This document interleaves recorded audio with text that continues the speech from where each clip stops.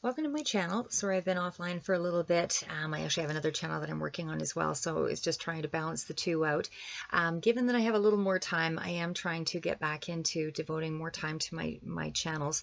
But this one is actually, I felt much needed given the conditions of quarantine for most people, dealing with the coronavirus. And certainly it's a time for us to, all learn to work together and try to find a way to navigate through uh, the issues that I don't think many of us have ever really had to contend with in the past. It's one thing to be out of a job. It's another thing to be forced out of the workplace, under conditions that are beyond our control or certainly beyond our scope of, how it would progress. So a lot of things aren't within our control right now, so I feel that there's a lot of people out there with worry. And so I felt this video would be most needed, and it is about just that, worry. So the book that I'm referencing is actually a very well read book. It's, looking a little rough here, but it is about How to Stop Worrying and Start Living by Dale Carnegie.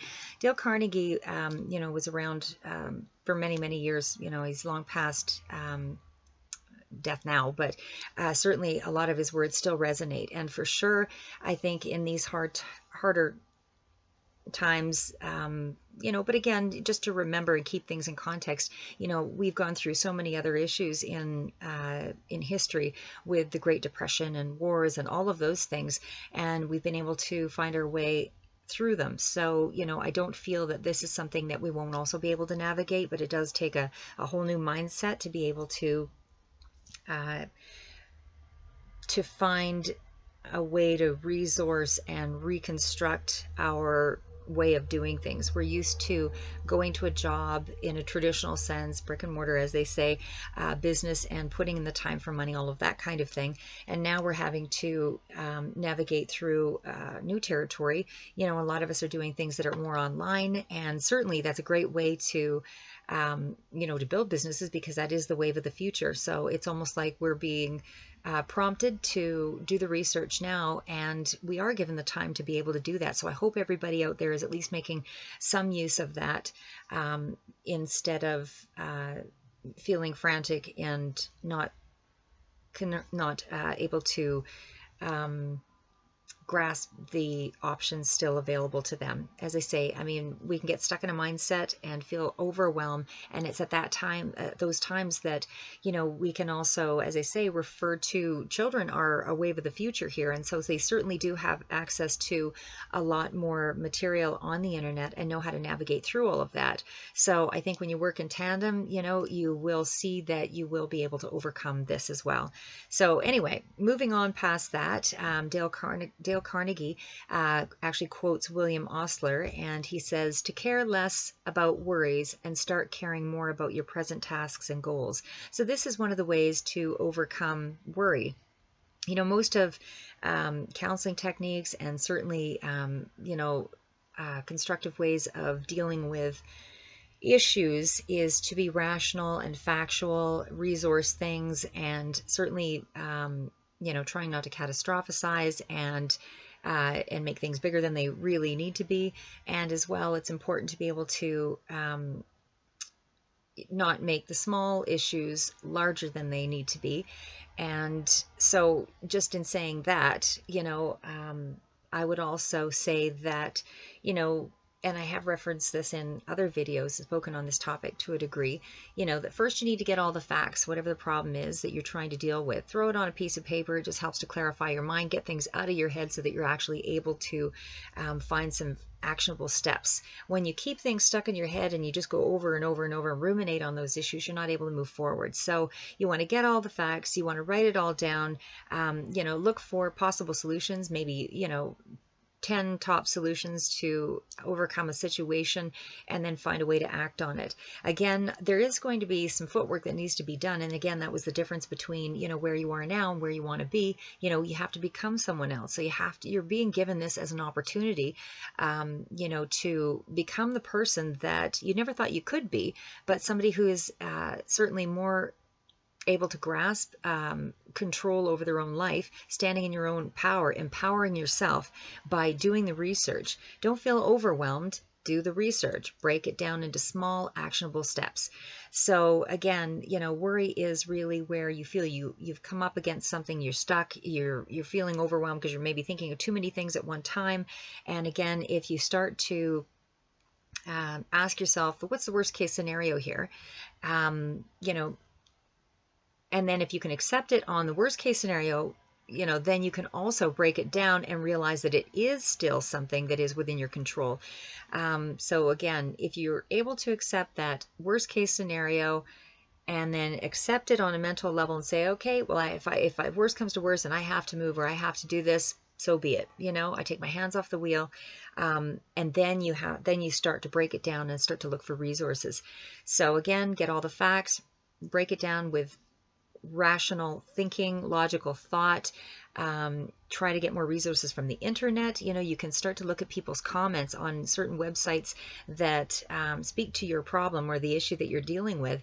And in those comments, you're going to see that there's some people that are just real, go-getters, and they're also trying to find a solution to a problem, and they don't take no for an answer. And so in their comments, you're going to start to see areas where you can start to resolve your issue. So again, if it's beyond your competency or your level of accessibility to something, somebody else has made the commitment to do the research and is giving you some little details, some pointers. So just to start there, again, children are a great resource, especially for things that relate around the internet. If you, because they're the next wave, they certainly do take the time to find out about, especially, there's a lot of younger millionaires now that are 20s and 30s and this kind of thing.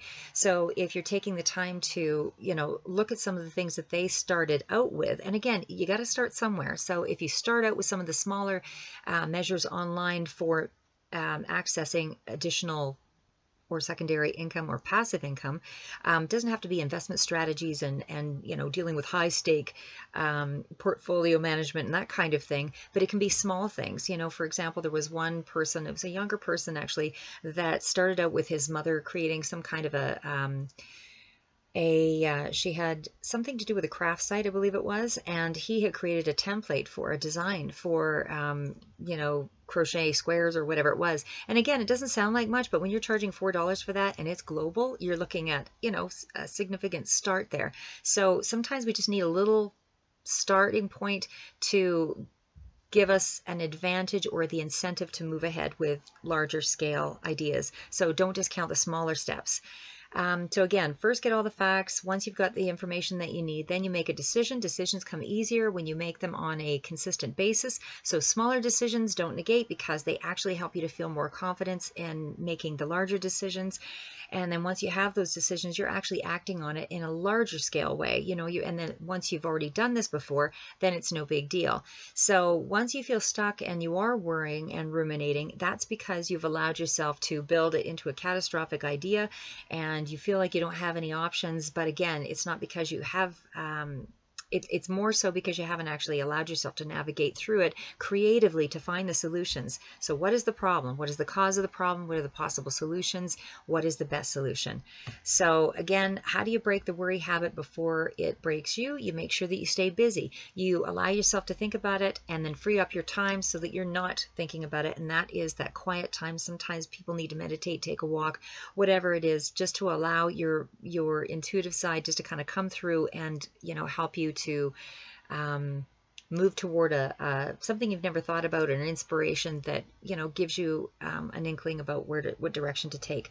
So again, also I just want to throw out there that a lot of times the things that we worry about and the things that we make catastrophic, really often don't happen. So our worries are, I'm not going to say unfounded, but they're certainly less likely to happen. And so the possibility of supreme loss of everything is really not there. Don't worry about things that relate to the past, stay present. That's where you need to take your action. So just overall mental health, is don't try to toxify yourself by thinking about the things you can't control. Think about the things that were successful that you can control, you know, and don't be disappointed if you fail at a couple of things a couple of times, because they're not really failures if you learn from it and say, okay, well, that didn't work this way, but I could still use that as a certain foundation, but I got to change it up on this level. So again, you know, the perfect way to conquer all of that is not to criticize yourself. Don't allow other people's criticism to define you, and as well, grow a thicker skin, you know. So basically just remember, whoever is, you know, offering an objection or, you know, minimizing your idea is really not a healthy way for you to grow. So I think you need to just keep your mindset focused on ways to grow. It's one thing to consider the idea, but then compartmentalize the person. You don't have to cut all ties if they're super negative, but, you know, just making sure that, you know, you compartmentalize the problems as well as the issue of the person that might be, you know, creating unnecessary overwhelm or blockages before you're able to make any decisions. So again, that's just a quick little synopsis. Also just wanted to make a quick reference. This is a quote that I thought was really interesting. It's actually one of my books from, it's actually Claude Monet. And Claude Monet is the painter, of course, and he says, happy are the young people who believe that it is easy. So again, happy are the young people who believe that it is easy. There's a certain amount of freedom from coming from that mindset of the youth, you know, those that are just starting out, taking a leap of faith. And there's also some reference that he makes to, you know, a lot of his paintings, and the painting in particular that I'm referring to was done in 1876, and it was actually depicting, you know, two children, you know, obviously from a previous time in the 1800s, where there were several gardens in big pots outside of an older house with darker windows. And the darker windows were more relative to some of the things that didn't go well for Claude Monet, where he had no money and he had to move on. And so I'm not saying that's your situation, and I'm certainly not, you know, trying to impart that, you know, you need to just let go of everything. Sometimes you do need to challenge things so that you can grow. But again, you know, to take your hands off the wheel, so to speak, and sit back and ruminate with just the parts of yourself that actually can aid you in overcoming a situation. Think of the positives. Think of the things that you do have control over. Think of the things that you have been successful in overcoming. But anyway, back to this. You know, it's again a picture that it depicts two young children, and I'll just quickly mention that, you know, the two children are, the way that it's phrased is that two children stand in a courtyard that are filled with flowers. You know, they could be siblings. They could be siblings or cousins or neighbors, but they're barefoot and they're wearing simple play clothes. So the girl is in a plaid skirt and a straw hat, and the boy is in rolled up trousers and a vest. So the children are safe, and they're clean, and they're clothed, and they're fed, and they're happy, and they're healthy, and they're well loved, and they're cared for. So they are surrounded by a row of hedges and densely planted trees, and they're standing near the family home. So the windows dark and shuttered, hinting at childhood memories, but they're best left unremembered. So wherever he lived, Monet was an inveterate gardener, and he frequently depicted friends and family members in beautifully landscaped yards. So he literally painted a nostalgic view of his of a blissful family life where loved ones basked in sunshine and they were relaxed on shaded patios and enjoyed each other's company. So no matter what their actual circumstances, Monet, when he ran out of money, he simply moved his wife and children to new homes and new gardens. So take from that what you will, but what I gleaned from it is that, you know, there is always an upside to whatever changes you need to make to be able to grow and move forward. So hopefully that gives you a little sound bite of you know, how to deal with the pending issues right now, and hopefully everybody's staying safe. And of course the social distancing, you know, is necessary for all of us, but it also helps us again to give us all a chance to reconnect through other media sources. So if I can figure out on the very basic level how to navigate through YouTube, for sure, with a little bit of help and guidance, I think you could also help other people to, to get up and running on that front as well. So help each other, stay safe, and until next video.